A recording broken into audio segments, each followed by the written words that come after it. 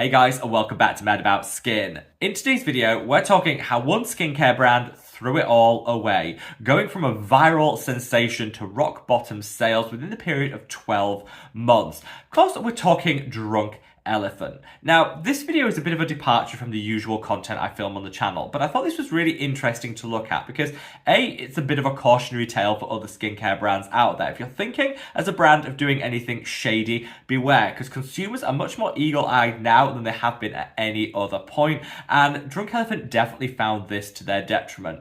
But I also think it's a great way of looking at some of the shady things that went on in the background that led to this fall, so that us, the skincare consumer, we can be forearmed, forewarned, and we know exactly what to look for when it comes to buying from reputable skincare brands. Sit back, relax, and let's talk the decline and fall of Drunk Elephant. Now today we're focusing on Drunk Elephant specifically, where it all went wrong, but of course these lessons could be applied to any single skincare brand out there, and I want to know your thoughts, feelings and opinions, so sound off in the comments section below and let me know. I'd also love to know what your take is on Drunk Elephant. I think with them being so popular over the past 5 years, just about everyone out there must have tried at least one of their skincare products. So sound off below. Let me know what products from Drunk Elephant you bought and whether they actually delivered. Were they any good? Would you recommend them? Do you still actually use them? Let me know in the comments because I really would love to hear from you. It's how we can all learn from each other in this wonderful skincare community. Whatever your thoughts on today's topic, if you enjoy this style of deep dive where we go behind the scenes, we part the curtains of the skincare world and we look behind, then let me know by reaching down and giving the video a big thumbs up and a like. Here on Mad About Skin, I don't do sponsorships or paid partnerships. I don't rely on the coin from any of these big brands, so I can talk freely and film videos like this for you guys today. If you want to support me as a sponsorship-free content creator, honestly, the best way of doing that is by liking any video that you happen to enjoy. Now, without further ado, let's cut that waffle and delve straight on in. So, Drunk Elephant. Once the darling of the skincare industry, it seemed at one point around 2 years ago that they could do no wrong. They had their eye-catching viral packaging. They really used colour to attract the eye. They were infinitely TikTokable and Instagrammable, and it seemed that just about everyone was racing to get their hands on their products. They invented this thing called the skincare smoothie, where you could literally just mash all of your skincare products together in one concoction, slap it on the skin to save time. We're going to come onto that little myth later on in the video. But this really popularized and glamorized Drunk Elephant as a brand, and they were selling millions and millions of dollars worth of product. They started to be stocked in some of the biggest retailers out there. Here in the UK, you could walk into Space NK, and they occupied about 25% of the shelf space. Honestly, they were huge, and you couldn't open your social media apps without seeing people fangirling about Drunk Elephant and sharing their own smoothie recipes when it came to their skincare.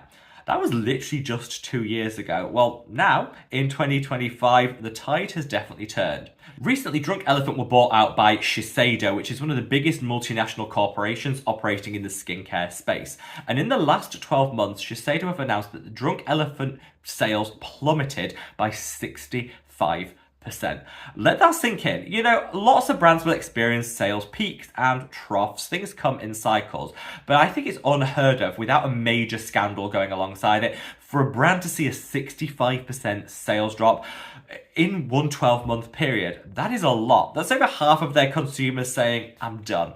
I'm not interested in this brand anymore. And so this is why I think it's a really good topic to talk about, so we can really learn the lessons from what is a very extreme example of how you can throw it all away. That's really the point of today's video. We're going to unpack what I think are the main drivers for people turning their backs and their dollars off Drunk Elephant, and what other brands should learn. So first and foremost, let's talk fancy packaging over substance. This is something we see a lot, not just in skincare, but in marketing in general. Brands want something that's eye-catching. Colour definitely draws the eye of the consumer, and if you have something innovative in terms of your packaging choices, people will naturally gravitate towards them. As humans, we crave newness. However, you only stay with that brand if the product actually delivers. Fancy packaging can only get you so far. You need substance behind that formulation, and that's really where Drunk Elephant struggled. With the exception of a couple of their products, one of their acid peels was quite good and their retinoid was fairly decent. With the exception of those, none of their products were actually anything special at all. People were caught by the fancy packaging, bought into it, and then thought, you know, this is nothing special. I could just go into the drugstore and get the exact same formulations. Once you've experienced the packaging, that newness is done, and you really need to have quality formulations and outcomes to keep people going back for more. I think this is definitely a lesson in marketing. One thing is getting people to buy your product in the first place, but the real art of successful marketing is getting people to go back for more. Keep buying time and time again. They're the customers you want and want to cling on to, and Drunk Elephant never really achieved that. Now, of course, let me know if you think there is a special product amongst the Drunk Elephant collection. Is there one that really draws you in time and time again and you keep going back for more? If there is, sound off in the comment section below, because I would love to hear from you, and we can share what our favorites from the brand happen to be. For me, it was really only that acid peel, which I think it was called like the TLC facial or something, and their retinoid that really delivered. The rest, nothing special here.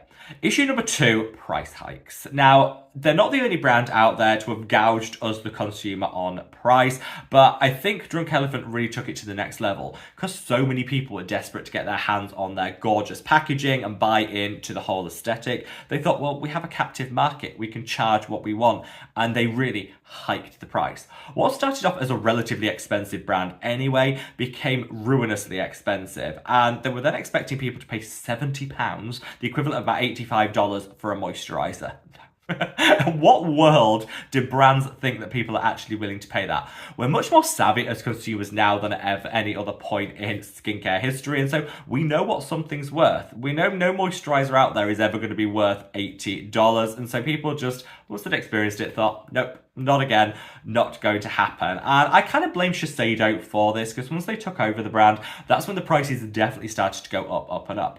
Of course, it seems to have escaped a lot of these brands that were in a cost of living crisis at the moment, with everyone's bills going up, their disposable income going down, and somehow they think that we're going to prioritize spending more on skincare when a lot of people are struggling just to pay their day-to-day bills. The drugstore is king right now, and if you're going to charge top dollar for your products, you really have to be delivering something special. And as I just said, Drunk Elephant never were. So shame on Shiseido for hiking those prices. I think this is probably one of the key drivers for that sales drop. It just turned people off. Now, issue number 3 came down to what I referenced earlier, these smoothies. So it was definitely a viral marketing trick in the moment, saying, why layer your products one after the other when you can just slap them all together in one concoction, then pop it on the skin and get all the same great benefits. People really bought into this. I did a video about 2 years ago saying this is a terrible idea. Products are formulated to be layered in skincare. They have different pHs, base formulations, absorption enhancing ingredients. You don't want to be just throwing them all together. You want to be layering in a strategic order. But when I launched that video, so many people clapped back in the comments saying, well, the brands say you can do this, so you can. You're out of date. Smoothies are the way forward. I was like, this clearly isn't going to be sustained. And of course, it's not. This isn't just a told you so moment from me. Don't read too much into that. It's just, I'm glad that we've come out of the other side of this and see that actually just throwing all of your products together in one concoction and slapping it to the skin isn't going to work. Originally, Drunk Elephant said that all their products were formulated to be able to do this, so go ahead, make your smoothies. Then, after people started to call them out on saying, this isn't how skincare works, they gently rode back and said, yeah, don't do this with our vitamin C or our retinoid or our exfoliators, because they are pH sensitive, they shouldn't just be all mixed together. And then they went further to say, obviously don't do this if you have sensitive skin. And by the time, a year had passed, they were basically disowning this smoothie trend and saying it was a terrible idea. By which point, people had wasted thousands of dollars on their overpriced skincare, getting very few benefits because they weren't using it correctly. I think this really took the shine off Drunk Elephant, because a lot of people I saw online saying, well, you told us we could do this, and now you're saying it's maybe less of a good idea than it used to be.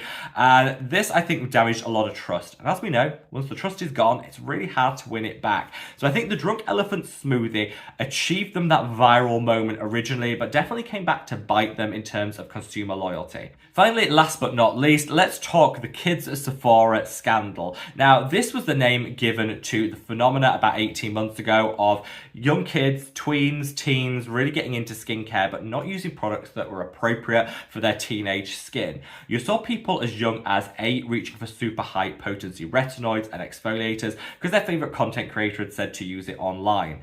Drunk Elephant came in for the biggest hit here because a lot of their marketing almost seemed geared towards the teenage market. Even their products like their TLC facial that just wasn't appropriate. They came for a lot of heat for misdirecting their marketing and encouraging teens to use products that weren't applicable for them. So they got a biggest amount of the brunt from this Kids at Sephora scandal.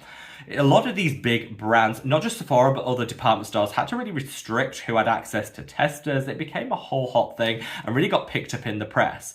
Whilst I think a lot of brands were actually guilty of this, Drunk Elephant really came in for the most heat. And I think, again, the smoothie, the colourful packaging, it was all really geared towards a teen audience, whether they intended that to be the case or not. They came back and said, this was an unintended consequence. We are not marketing to teens, but deep down, I thought, you have multi-million pound budgets for your marketing and some of the best marketing agents on the planet. They knew what they were doing. They knew what they were doing and they lent into this. They didn't care who they were selling to as long as those cash registers were ringing. And so actually, I think this is completely deserved that Drunk Elephant should have come in for the backlash. And I think this is probably the single biggest reason why people stopped buying with them. They thought, no, I don't want a brand that's almost like bullying parents into buying $80 moisturizers for their kids based on peer pressure and then kind of saying, oh no, we didn't mean for that to happen, when we knew exactly what they were doing. And I think this led to a huge backlash, particularly amongst older consumers that didn't want to buy these overpriced products for their kids and kind of had to fight against that narrative of what we're seeing online. So yeah, Drunk Elephant, 2025 is not their year. Can they win it back? In truth, I think this is going to be a case where it's almost impossible to win it back. I think when brands have a lot of inbuilt loyalty and then make a mistake, they can easily win that back because you have that pool of loyalty that exists. I don't think anyone was ever loyal to Drunk Elephant as a brand. They tried it because it looked new, innovative and colourful, but they never really bought into the whole ethos. They weren't really committed to the brand and they just saw it as one of the many viral hits that come and go. Drunk Elephant was bigger in terms of its viral impact than a lot of other sensations that hit the skincare space, which just meant that they had further to fall. I really don't see a future for Drunk Elephant. Without that brand loyalty from the consumer, really there's no way of them winning this back or taking it forward. Do you guys agree or disagree? Let me know in the comments section below. But I think this is a cautionary tale to the skincare brands out there. Just know that trust, once lost, is really hard to win back. So don't just hope to ride out that scandal. Do something about it. Price gouging is never okay. In 2025, we know what to look out for when it comes to hiking those prices. And brands, you're on watch and you'll be on blast if you decide to play the same shady tricks. And I would just say, be honest with your consumers. The smoothie might sound cool. It might create that viral moment. But if it's not leading to the best outcomes for your consumer, why are we promoting it? Like I say, brands should do better, and I would say a 65% sales fall definitely should be a warning out there for any brand that's thinking of copying the Drunk Elephant playbook. Don't. Sound off in the comment section below and let me know your thoughts, feelings, opinions, and wherever you are in the world, guys, stay safe, stay well, and love your skin. Take care.